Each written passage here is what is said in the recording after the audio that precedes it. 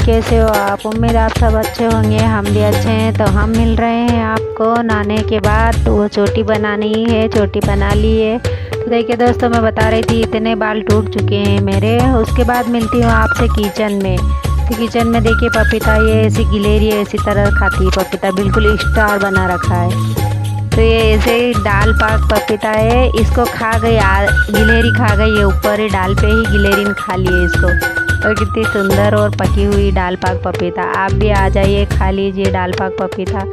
तो दोस्तों ये पपीता इतनी मीठी है कि काटी ऊपर से ये काट के इतनी फेंक दी है। उसके बाद मैंने इसको कट कर ली। तो कट करने में बिल्कुल जोर नहीं आ रहा था, आसानी से कट रही थी। ये कट के ने बिल्कुल मतलब इस तरीके से हो गई थी कि बिल्कुल पकी हुई और बिल्कुल चबाने की ज़रूरत ही नहीं है, बस मुंह में रखोगे पेट में उतर जाएगा, इस टाइप की पपीता हो गई है। तो देखिए ये यहाँ पे मैं निकाल रही थी इसके बीज हमको सुखाना है, क्योंकि ये बहुत अच्छी पपीता मीठी है। अच्छी तो पपीता तो सभी अच्छी रहती है, पर ये बहुत मीठी है, इतनी मीठी है कि क्या बताएं। देखिए इतनी पक गई थी कि इसको साफ़ करने में ये टूट के जा रही थी, इतनी दाल पाक हो गई थी बिल्कुल। ये देखिए इस टाइप से। तो मैं सारी पूरी पपीता ऐसे छील के और साफ़ करके अलग रख लेती हूँ, और इसके बीज काट के ना अलग रख लेती हूँ, क्योंकि बीज को तो सुखा के ना फिर पपीता बड़ी करनी है। तो इन बीजों से ही पपीता बड़ी होती है, बीज को अंकुरित करना पड़ता है, फिर पौधे होते हैं, पौधों से फिर इसका पेड़ बनता है और फिर फल लगता है। तो वही चीज़ हम देख रहे थे कि इसको बारिश में कैसे सुखाएंगे, कहाँ सुखाएंगे बीजों को, ये इस तरीके से। पर फिर भी हमने थाली में उनको इकट्ठा कर लिया है। तो दोस्तों देखिए अब मैं खा रही हूँ पपीता, और हम पपीता हमेशा ऐसे ही खाते हैं, चम्मच से, ये वाली।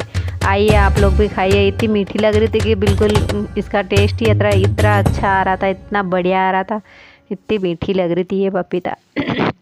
तो दोस्तों गिर भी गई थी, मेरे खाते खाते से पपीता नीचे भी गिर गई थी।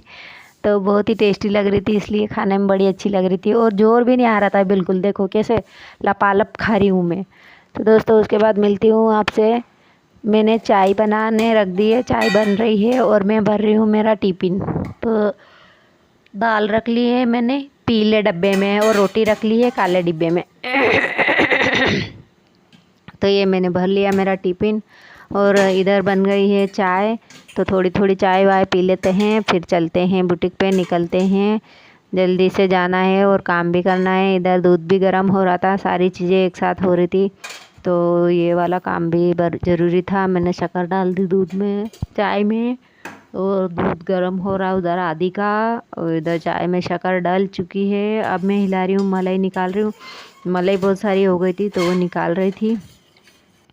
तो दोस्तों ये आ गई हूँ मैं बुटीक पे, आपसे सीधी वहाँ आने के बाद मिल रही हूँ। तो अब देखिए मेरा कैसा पूरा गंदा संदा पड़ा है, वही मैं बता रही थी, बट इसमें अब कर भी क्या सकते हैं। तो काटना तो पड़ेगा, कपड़े भी काटना है और सिलना ही है। तो मैंने कुछ भी सफाई नहीं करी, और मैं डायरेक्ट बैठ गई हूँ कपड़े सिलने। तो वही मेरे को करना है। ये बैठ चुकी हूँ मैं सिलने के लिए, और ये पजामा बना के रेडी करती हूँ। छोटी बच्ची का पजामा है, बहुत सारे कपड़े पड़े हैं सिलने के लिए। तो कुछ तो घर से कटिंग करके लाती हूँ, कुछ यहाँ करती हूँ, फिर उसके बाद सिलती हूँ। ऐसे ही कर के दिन भर काम चलता रहता है, एक के बाद एक, एक के बाद एक। तो दोस्तों ये क्या है, थोड़े से टाइम लगता है। लेट भी गई थी मैं, कल भी लेट गई थी, परसों भी लेट और आज भी लेट। 3 दिन से लेट ही लेट जा रही हूँ। तो देखिए उसके बाद मेरे पास में आए हैं, आज कितने आए, 250 रुपये, 250 रुपये आए मेरे पास। तो ये मैं दिखा 250 रुपये आए, तो 250 रुपये आए हैं, 250 रुपये। तो ये 250 रुपये देख लीजिए आज किसने दिए हैं, ये तो पता नहीं है। बाय दोस्तों।